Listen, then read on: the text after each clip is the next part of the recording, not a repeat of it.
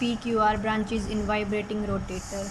हम यहाँ P Q R branches in vibrating rotator discuss करने के लिए कंसिडर करते a transition from v dash to v double dash whose wave number is given by v is equals to gv dash plus fv j dash minus gv double dash plus fj double dash।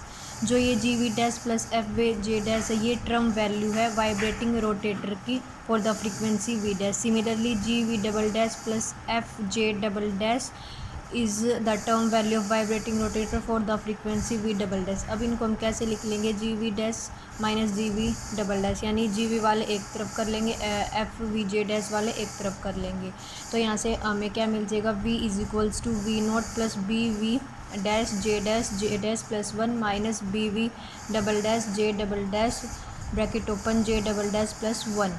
तो यहाँ पे we note क्या है, we nought है G V dash minus G V double dash is the wave number of pure vibrational transition for which J dash and J double dash is equals to 0। तो अब हम यहाँ discuss करेंगे are branch. Are branch के लिए हम क्या करेंगे, जो डेल्टा जे है वो किसके इक्वल है, जे dash minus J double dash, उसकी वैल्यू आर ब्रांच के लिए क्या हो जाएगी, +1। तो यहाँ से जे डैश की वैल्यू क्या आ जाएगी, जे डबल डैश +1। अब J dash is equals to J double dash +1 का यूज़ करके हमें आर ब्रांचेज मिल जाएंगी।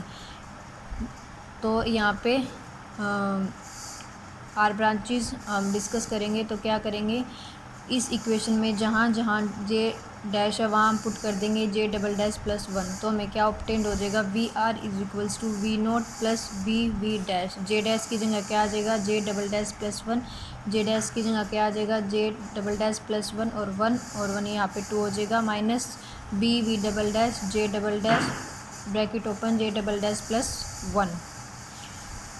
क्या फिर क्या ऑब्टेन हो जाएगा, we nought plus B we dash. अब इनके आपस में मल्टीप्लाई कर देंगे, मल्टीप्लाई करके क्या आ जाएगा, जे डबल डैश का square plus 3 J double dash +2 minus इनके अंदर मल्टीप्लाई कर देंगे B we double dash J double dash का square plus J double dash. अब बी वी डैश के अंदर मल्टीप्लाई कर देंगे और यहाँ बी वी डबल डैश के अंदर मल्टीप्लाई कर देंगे तो हमें ये इक्वेशन मिल जाएगी।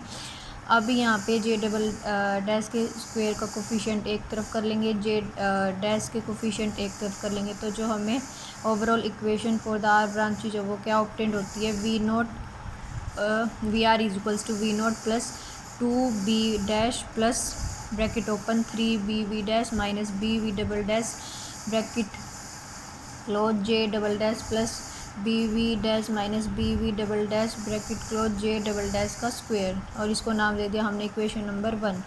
तो यहाँ पे जो जे डबल डैश है वो क्या है, lower rotational quantum number can take the value 0 1 2 3।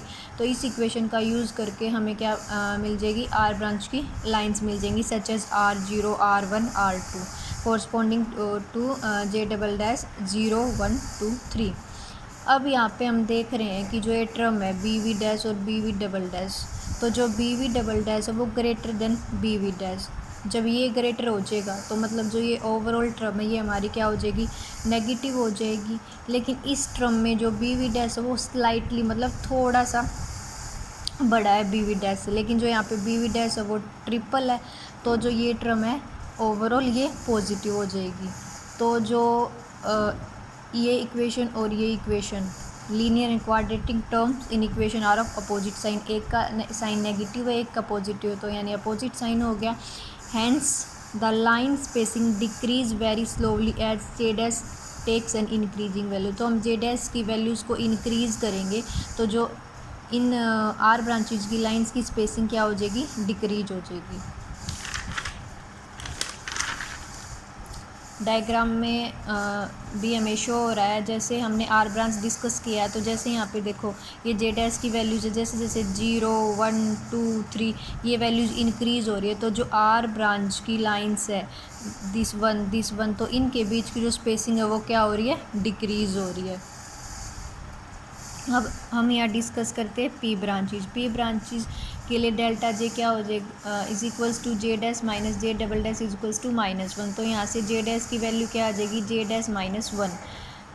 तो इसका यूज़ करके हमें क्या ऑब्टेन हो जाएगी, पी ब्रांचेज हो जाएगी। अब जो हमारी ये इक्वेशन थी v is equals to we nought plus B we dash J dash plus one minus B we double dash J double dash plus one, तो यहाँ पे जहाँ जहाँ जे डैश है वहाँ J double dash minus one put करके हमारे पास वी पी क्या आ जाएगा, we nought plus B we dash J double dash minus one J double dash minus B we double dash J double dash plus one.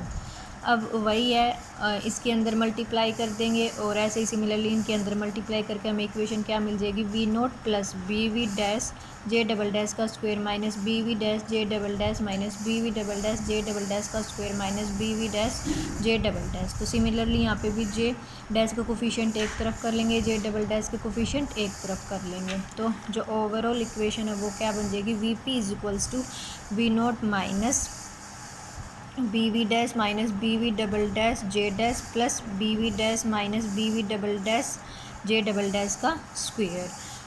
यहाँ पे J double dash क्या है, lower rotational quantum number can take values 1 2 3। तो जो हमें यहाँ पे इस इक्वेशन का यूज़ करके पी ब्रांच की लाइंस मिल जाएगी, P1 P2 P3, ऐसे ही J with the values of J double dash 1 2 3। Since B we dash minus B we dash, यहाँ पे भी सिमिलरली जो बी वी डबल डैश है वो greater than B we dash है, तो जो ये टर्म है वो नेगेटिव हो जाएगी। और यहाँ पे जो सेकंड टर्म है वो क्या है, B we dash minus B v sorry ये नहीं, ये B we dash minus B we double dash. तो यहाँ पे हमने क्या बताया कि जो ये वाली टर्म है नेगेटिव है, तो सिमिलरली ये वाली टर्म सॉरी यहाँ पे ना प्लस आएगा, और जो आगे वाले साइन है उसकी वजह से ये टर्म भी नेगेटिव हो जाएगा। तो यहाँ पे जो दोनों इक्वेशंस है लीनियर और क्वाड्रेटिक है, तो उनका सेम साइन हो जाएगा। सेम साइन होने की वजह से जो लाइन स्पेसिंग है वो इंक्रीज हो जाएगी with the increase of J double dash की वैल्यूज़ के साथ साथ। पी आर ब्रांचेस के अंदर हमने क्या, जैसे जैसे जे डैश की वैल्यूज इंक्रीज हो रही थी वैसे वैसे इनकी बीच की स्पेसिंग क्या हो रही थी, डिक्रीज। और पी ब्रांचेस में क्या है, जैसे जैसे इनकी 1 2 3 वैल्यूज इंक्रीज होती है तो उनके बीच की स्पेसिंग भी क्या इंक्रीज होती जाती है। अब ये कह रहा है if we neglect vibration rotation interaction, यदि हम नेगलेक्ट कर दे वाइब्रेशन रोटेशन यानी बी वी डैश और B we double dash B के इक्वल आ जाए, तो जो वेव नंबर है आर और टी ब्रांचेस के लिए वो हमें क्या ऑब्टेन होएगा, V R is equals to we nought plus two B J double dash और V P is equals to we nought minus 2b J double dash.